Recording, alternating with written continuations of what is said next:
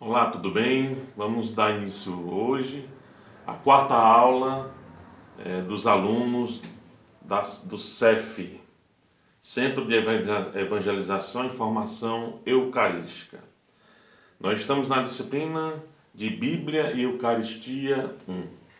Na quarta aula, nós vamos ver outros pontos extra-bíblicos importantes para o nosso conhecimento e também citação bíblica, a divisão da Bíblia, falar um pouco de gêneros literários, as traduções existentes e outros materiais originais da Bíblia. Então, nas aulas passadas, nós vimos muitas informações importantes, né, que estão fora da Bíblia, que nos ajuda a entender esse mundo bíblico, as línguas originais, tudo aquilo importante que a gente viu para nos engrandecer os conhecimentos extra-bíblicos. Hoje nós vamos começar falando dos materiais. A Bíblia, hoje nós já temos material fácil, não é? De papel, temos meios eletrônicos, mas no início não foi assim. Nós temos os materiais originais totalmente diferente como nós temos ela hoje que nos é trazida. Por exemplo, o primeiro material original da Bíblia foi o papiro. O que é o papiro? O papiro era uma planta que nascia em águas de rios, né? Por exemplo, lá do Rio Nilo, eram plantas de águas quentes, e aí elas eram tiradas as folhas dessas plantas, né? Eram plantas grandes, prensava, botava para secar, prensava, e aí nela poderia se escrever. Algumas partes, né, da Bíblia foram escritas nos seus originais desse material. Só que era um material muito frágil. Então,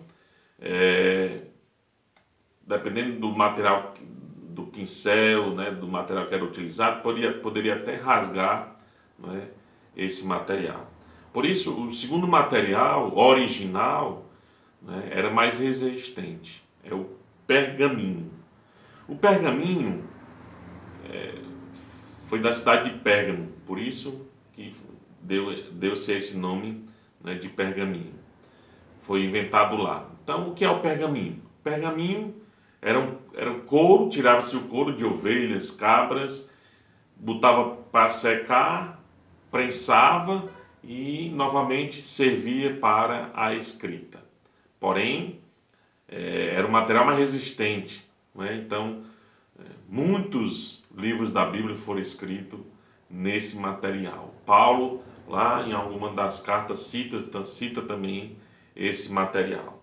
E temos outros materiais, por exemplo, tábuas de argila, alguns escritos, tábuas de pedras, rochedos, algumas pequenas fragmentos que se podia também fazer alguma inscrição nelas. Para a escrita utilizava-se em forma de caneta alguma haste de madeira ou de metal, ou mesmo de alguma planta mais dura, certo? Fazia-se uma caneta como se pincel. E a tinta era utilizada, uma delas, por exemplo, fuligem dissolvida em resina e óleo. Então nela se mergulhava e se fazia a escrita. Nós temos também, esses foram os materiais originais. Então, hoje nós temos de todo tipo, né? Hoje nós temos no papel, nós temos e-mails eletrônicos, CD, né? Então hoje nós temos uma vasta, os formatos das nossas Bíblias. Nós vamos falar agora de traduções. Por que que às vezes você lê em uma Bíblia e às vezes você está acompanhando com outra Bíblia e pode ter uma palavra, um verbo, né, algo um pouco diferenciado. Nós chamamos isso de traduções diferenciadas. Nós já falamos na aula passada sobre a Septuaginta, né? A primeira tradução do hebraico para o grego. Mas nós não temos só ela, temos várias outras traduções. Vamos falar aqui de algumas, né? Então, depois da Septuaginta, nós tivemos a Vulgata, por exemplo, né, traduzida, São Jerônimo traduziu a pedido do Papa Damaso, né, traduzido a Bíblia grega para o latim. Então, São Jerônimo é que fez essa tradução, né, para o latim. Então, a Vulgata foi utilizada na igreja, né, desde essa tradução feita por São Jerônimo, e as nossas Bíblias, algumas delas foram traduzidas também da Vulgata. Mas nós temos várias traduções. Nós temos, por exemplo, a Ave Maria, né, também. Eu tenho aqui outras Bíblias. Temos aqui a Bíblia Pastoral da Paulus, temos a Jerusalém, temos a Bíblia do Peregrino, tem essa outra aqui, um pouco grandona, é a tradução TEB, Tradução Ecumênica da Bíblia. Mas nós temos outras traduções da CNBB. Eu também tenho essa aqui, evangélica, da tradução de João Ferreira de Almeida. Essa foi uma das primeiras traduções para o português de Portugal, né, feita por João Ferreira de Almeida. Para o português aqui no Brasil, né, o primeiro tradutor foi o padre Antônio Pereira de Figueiredo. Então, a partir dessas traduções, surgiram essas novas que eu mostrei para vocês, algumas delas importantíssimas, como a de Jerusalém, a Tebe, que são traduzidas do original. Então, nós temos várias traduções. Nós vamos falar agora sobre os gêneros literários. Os gêneros literários, eles estão presentes em toda a nossa Bíblia. Eles fazem parte, eles determinam uma forma de linguagem, vamos dizer assim, de vários momentos diferentes da Bíblia. Nós temos narrações, não é? Por exemplo, como na história de José, não é? Quem se lembra, lá no livro do Gênesis, filho de Jacó, ele foi vendido para os ismaelitas, né? Seus irmãos estavam com inveja porque Jacó preferia ele, né? Gostava muito dele.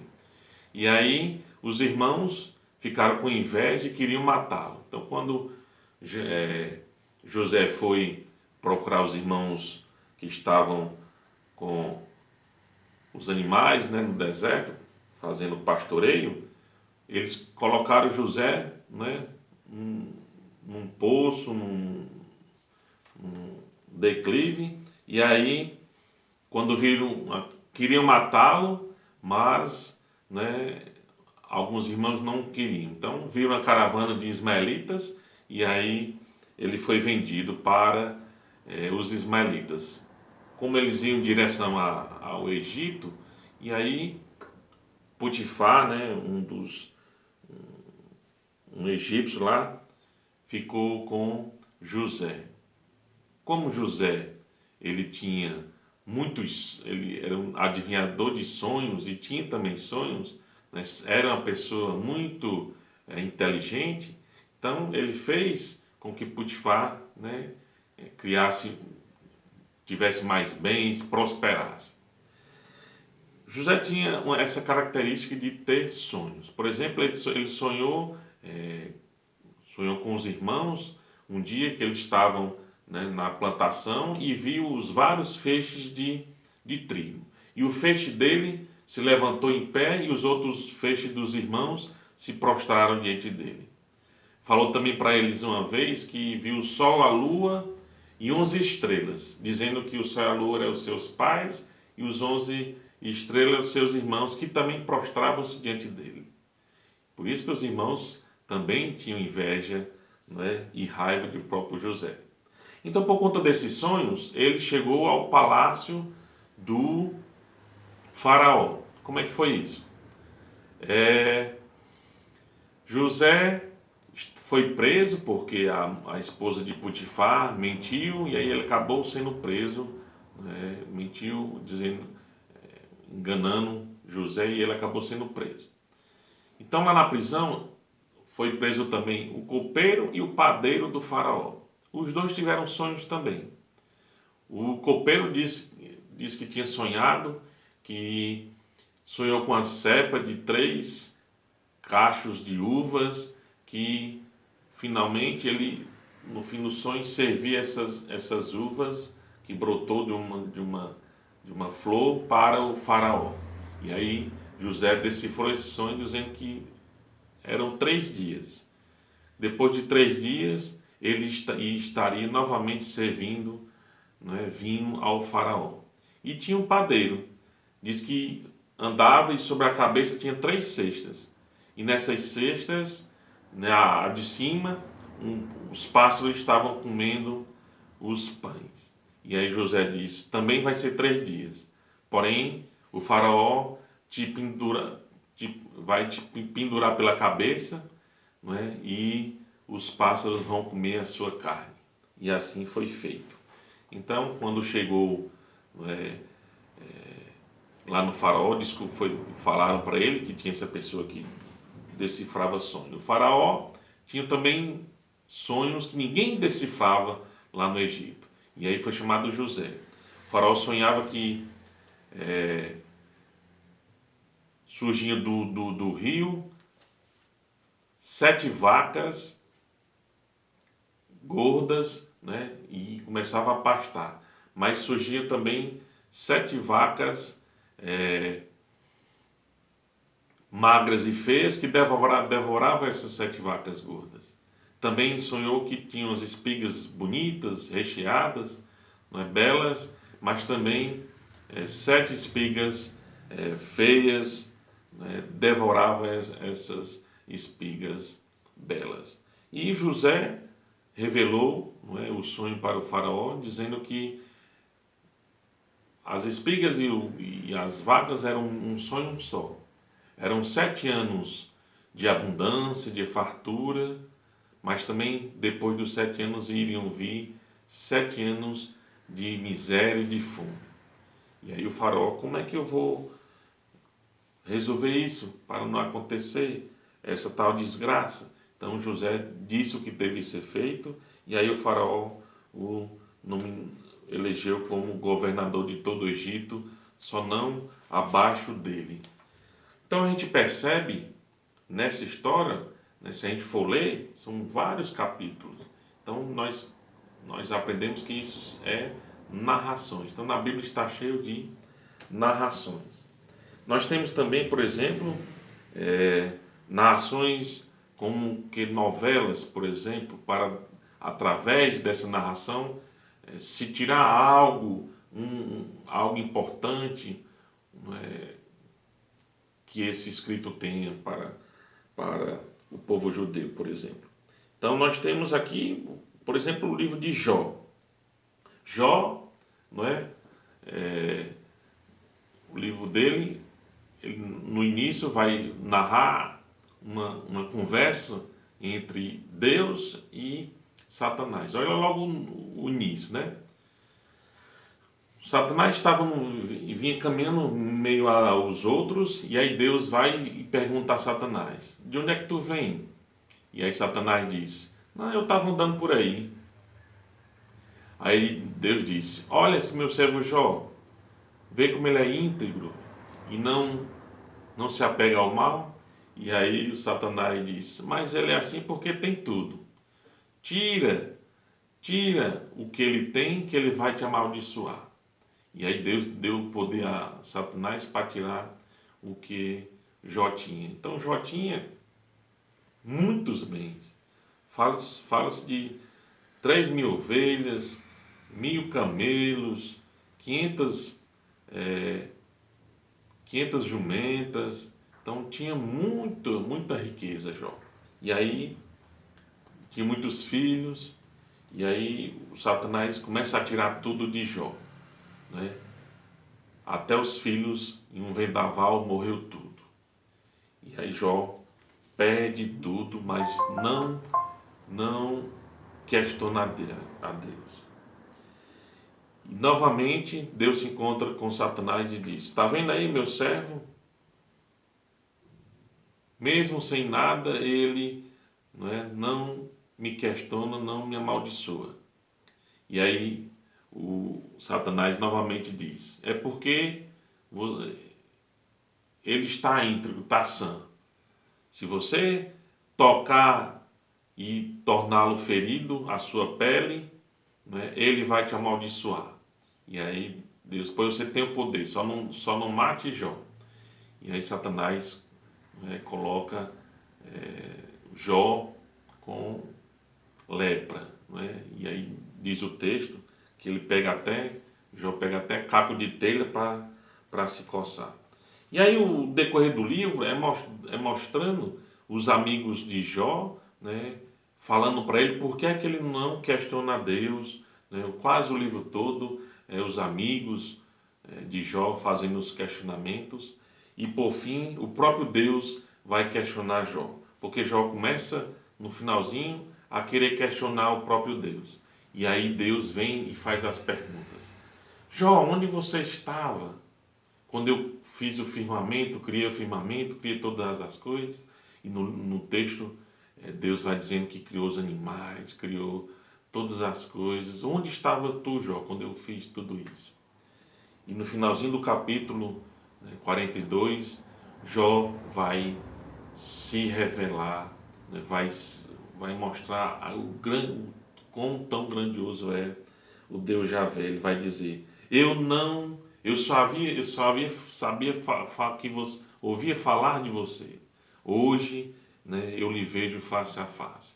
E aí se reconhece, inferior, se reconhece como um ser humano que precisa, de Deus para tudo.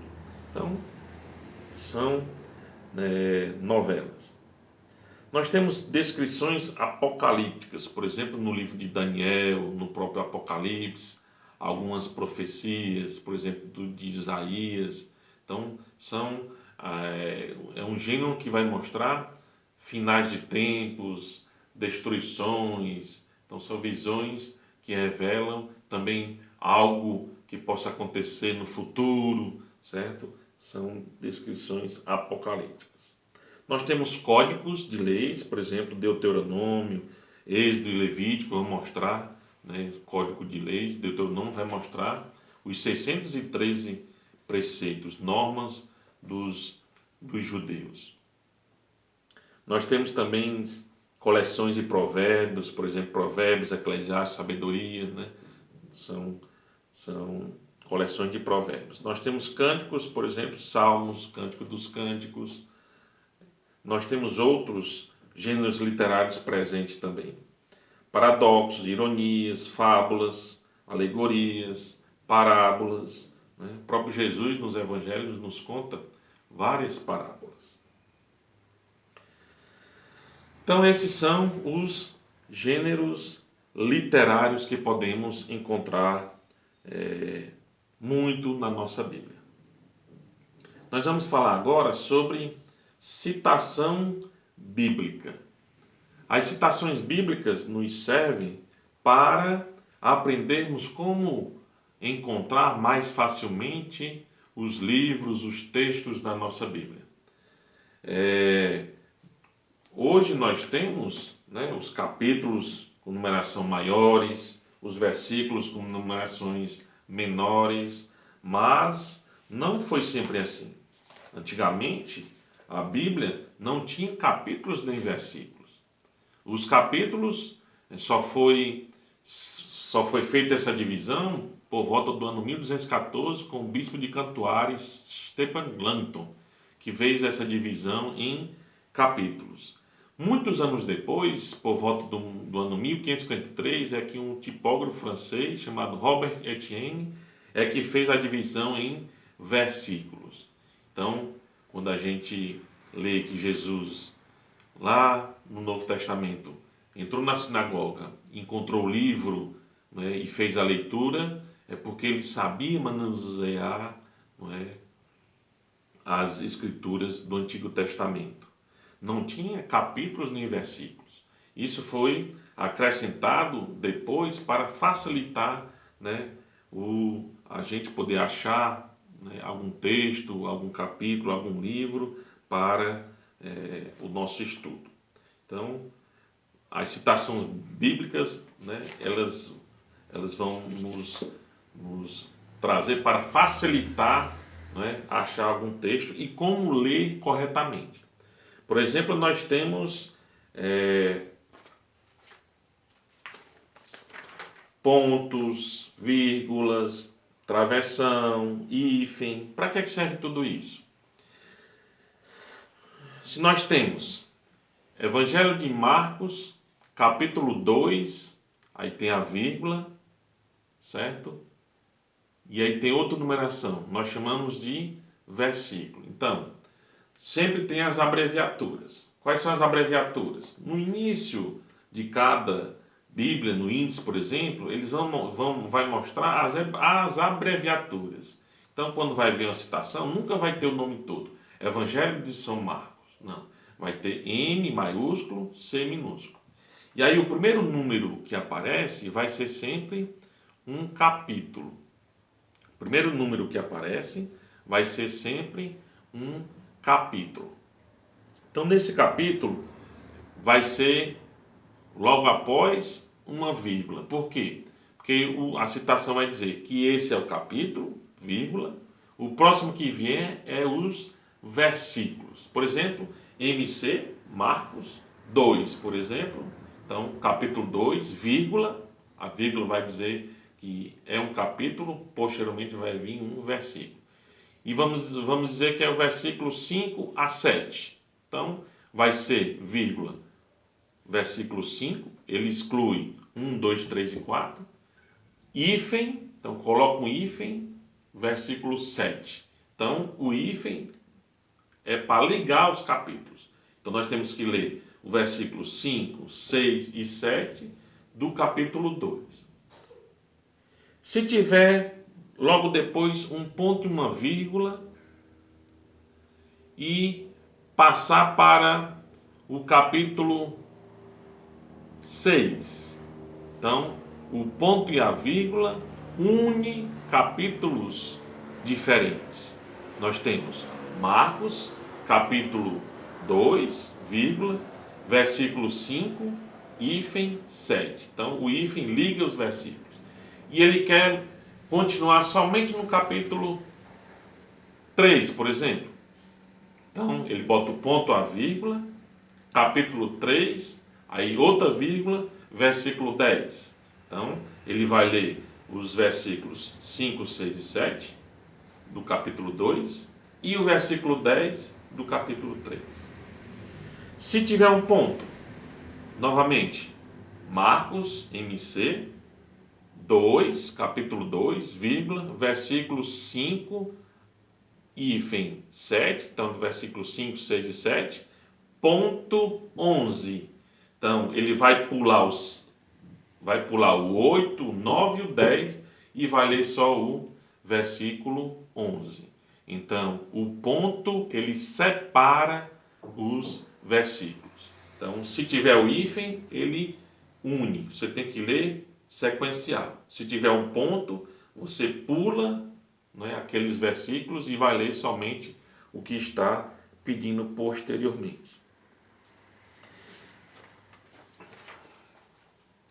Se nós tivermos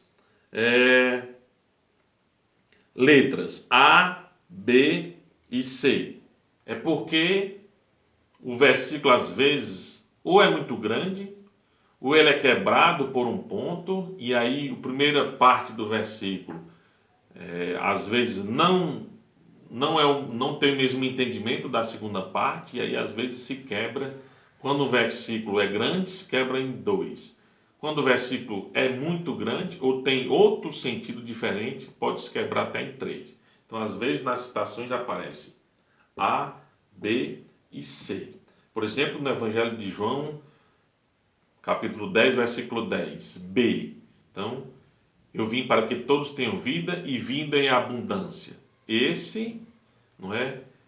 É o versículo B, quer dizer, a segunda parte. Então você pode até, né, conferir na sua Bíblia, o Evangelho de João, capítulo 10, versículo 10. Então, você vai, B, 10b. Então, você vai ler somente a segunda parte do versículo 10. Vamos mostrar aqui para vocês.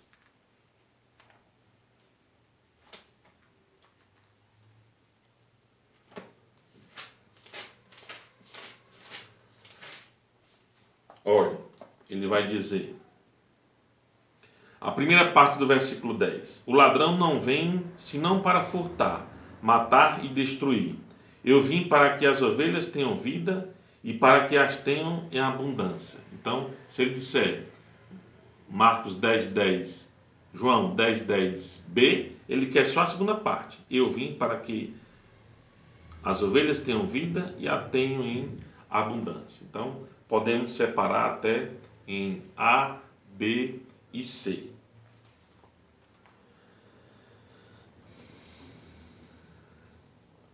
Nós vamos ver agora a divisão da Bíblia.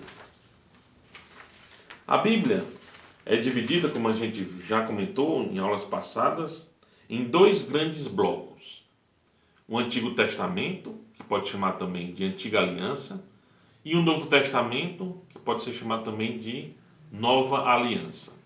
Se for em questões ecumênicas ou de interreligião, né, interreligioso, né, se fala também antes da Era Comum ou também depois da Era Comum. Quer dizer, antes de Jesus e depois de Jesus. Aqueles que não acolhem, né, o Antigo ou o Novo Testamento.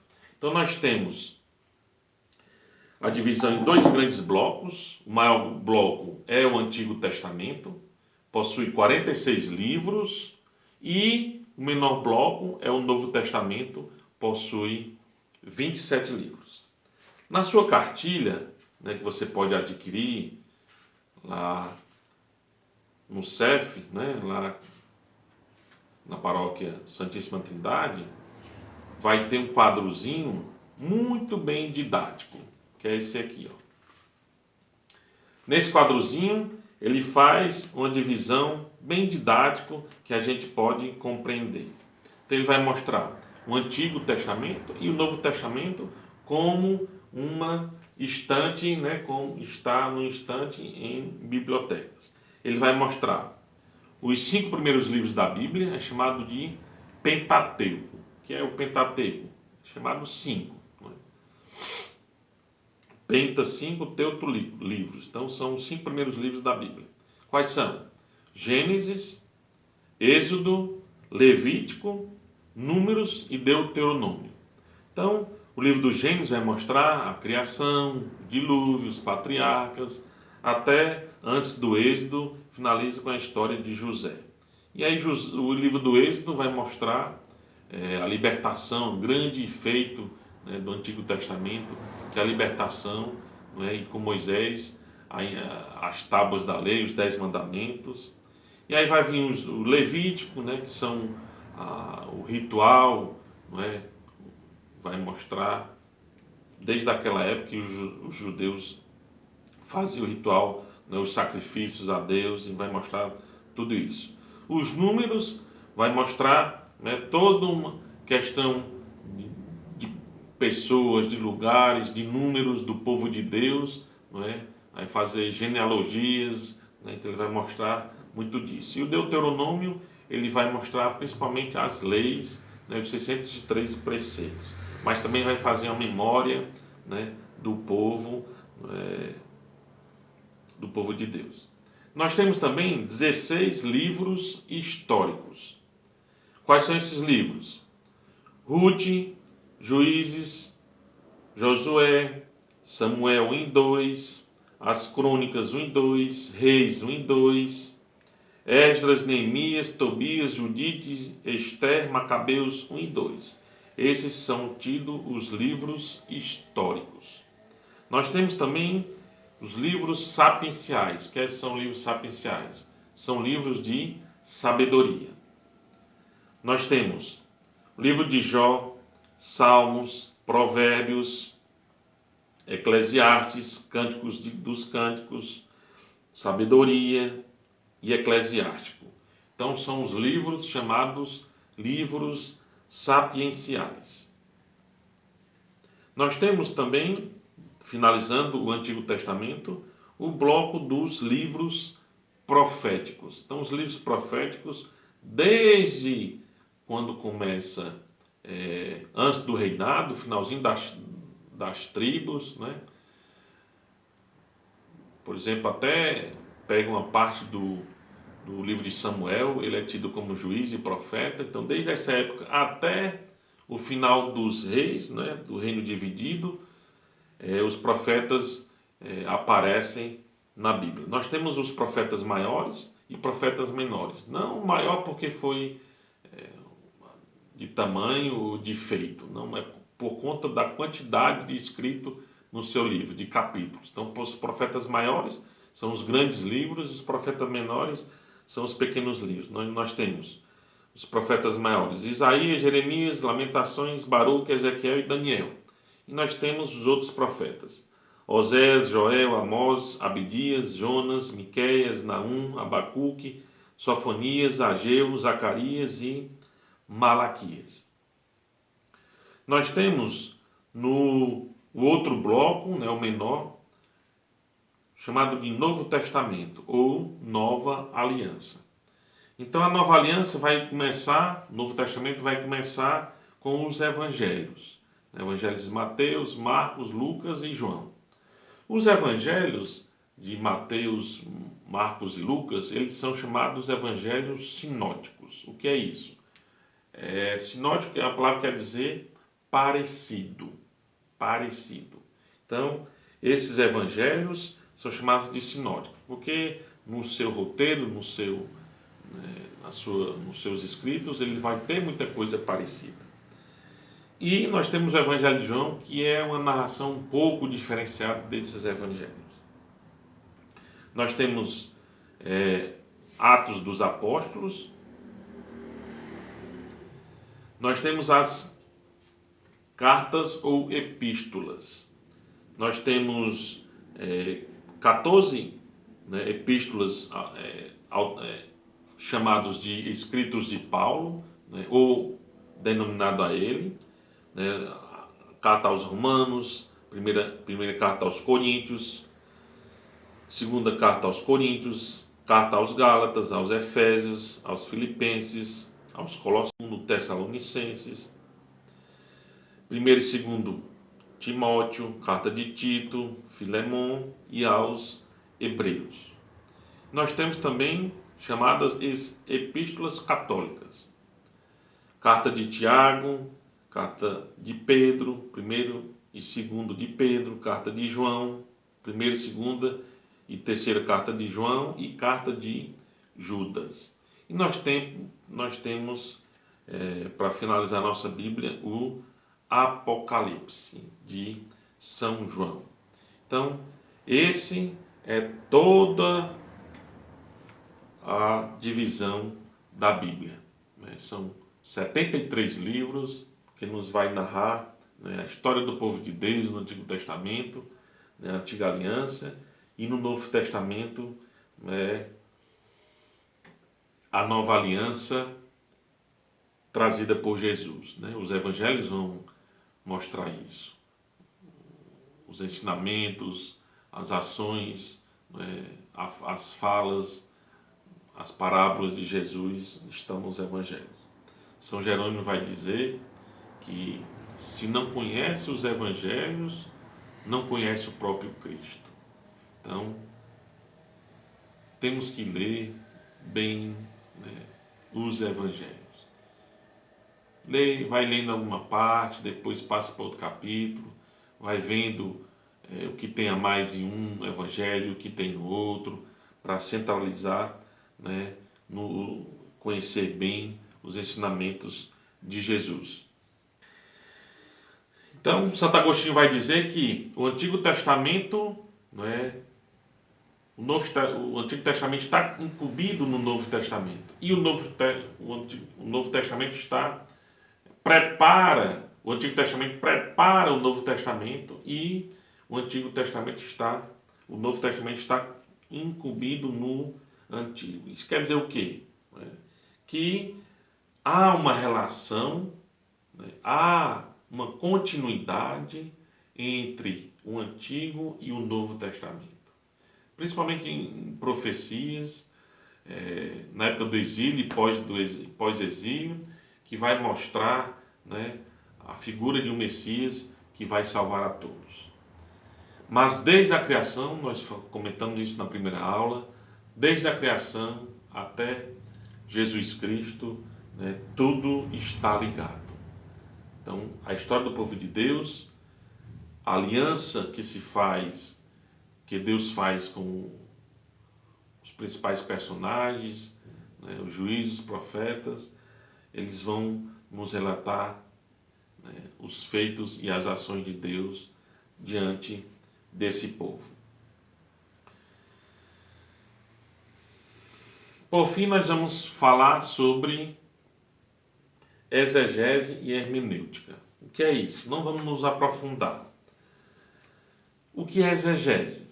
Exegese é uma palavra que significa explicação.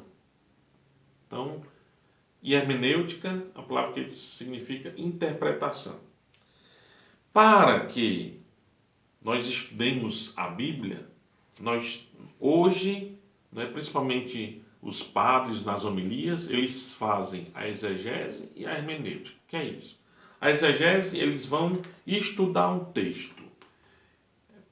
O texto, quando você é tirado, por exemplo, da liturgia do dia, então você pega aquele texto e vai na fonte, na própria Bíblia, e olha o conteúdo do texto, quais são os personagens, né, as palavras que mais se repetem, tudo isso é exegese. Olhar primeiramente o que está escrito, né? Ver algum dado histórico que não está escrito, mas que influencia esse texto, para quem esse texto está escrevendo, para quem qual é o destinatário desse texto, quando é que foi escrito, né, qual foi a época. Então, tudo isso, né, é exegese, a explicação do texto, buscando no próprio texto. E a interpretação, né, a hermenêutica, é a buscar, né, qual a mensagem de Deus diante daquele texto. Então, por isso que os padres nas homilias, né, fazem essa exegese hermenêutica.